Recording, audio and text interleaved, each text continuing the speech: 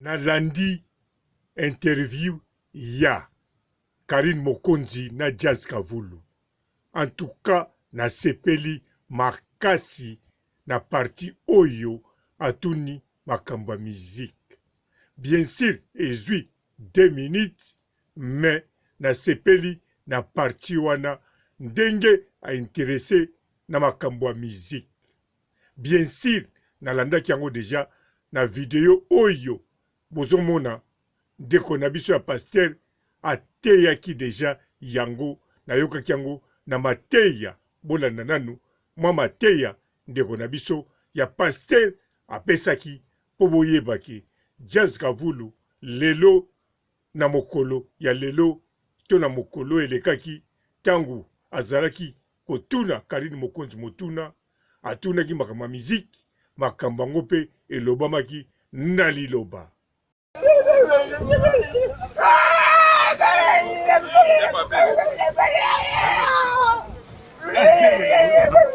What do you show when the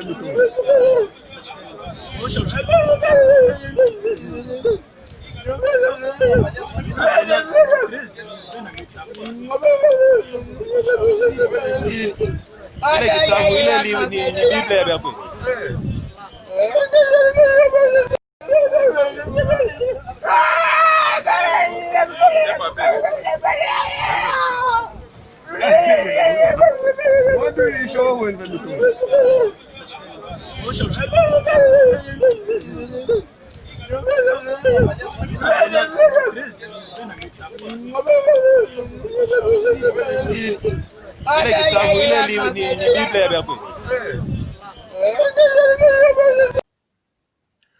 Bote ba papa ba mama bandeko.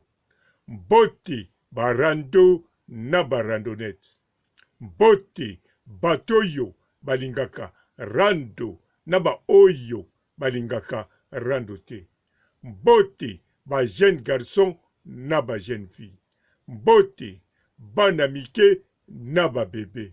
Bote ba Sainte Anuarite, Sainte Thérèse, Sainte Ingrid Kabongo. Bandeko foko yebake Karine Mokonzi asalaka musique, aza chanteuse. Mais Jazz Kavulu ye alobaka aza pire Karine Mokonzi. Ye alingaka to comprendre ye to loba aza pire Karine Mokonzi. Karine Mokonzi pe alakisaka bolingo na ye na Jazz Kavulu ke baza ba pire. Alors Jazz Kavulu ayambaka mingi ba musicien. Asalaka mingi chronique musicale. Ayambaki pe Karine Mokonzi na ndako Karine Mokonzi na Belgique. Mais makamba musique en tout cas rien. Alors sikoyo ayambi Yesusu deuxième fois. Aye kotuna makamba libala na kanisa troisième fois. Alors aye kotuna makambu ya libala. Abandi video banda e bandeli. Akoti na vie privée ya Karine Mokonzi. A purger vie privée ya Karine Mokonzi. Akoti na vie privée ya Tigre Noir. A purger me Karine Mokonzi alobaki awa ekosimba te oya ko purger vie ya Tigre Noir. Pamba te Tigre Noir ye moko alingaka koloba makambo na ete po aza muta mondo te. Alors Karine Mokonzi a tikiye a purger kaka mwandambo esengelaki. Batu mingi bo sepeli nango ngape na sepeli nango po likamba mabe eza wana te. Mais loko kaka natungisa maki nango nalobi Jazz Kavulu. Pourquoi pas ayambaka Karine Mokonzi po interview eleka e bandeli tisuka makambo etali musique makambo etali monde ya musique pamba te azali chanteuse reconnue internationalement, reconnue national na kata pays, reconnue na baninga na ba chanteuse na ba chanteur, reconnue na peuple congolais. Alors comment chanteuse a bongo batutu ba yebiye baza kolobela ye asali featuring na ba ivoirien azan équipe azana manager akota ke studio muta arranger musique na epwe beta kitoko oyo pe asala musique Stromae alors mutu aza na bakalite makambo ebele bongo azopase na bato moko ya minene. Mais Jazz Kavulu jamais de la vie azointeresse nango. Nayebi te soki bolingo na bango eza bolingo ya nini. Bien sûr nga namonaka yango déjà eza bolingo ya sens unique. Mais nakokopekisa Karine Mokonzi te amonaka ye aza na bolingo ya deux sens wana eza kaka bango. Parce que ye na ndenge aza wana azoyamba bato ba chronique musicale ayambi Karine Mokonzi ma intéressé mingi na makambo oyo. Bien sûr tolingaka toyeba, mais tolingaki toyeba ngo nyonso na mbala moko bongo te. Ata bino ndenge boza wana boyoki botali video yango boyebi makambo nyonso wana na mbala moko. Alors d'après bino epesi bino nini? Epesi bino en tout cas bemosha makasi mingi te, parce que bino bolingaki boyokaka ngo ndambu ndambu na ba direct ya Karine Mokonzi. Epesaka bemotion Karine Mokonzi aya aloba premier raconte ezalaki ndenge nini, si ma freine si ma memi na bajena ye. Mais nyonso ekwei prakata pum bapirijango na Jazz Kavulu. Jazz Kavulu aninga mirimire kutu taille ya tigre noir kazalaka tigre te bakokani na ye. Ye mutu azana ni tablette ya chocolat kuna kutoke ma musika. Azana ni tablette ya mabele o basi baliaka na zemi kuna petoke musika.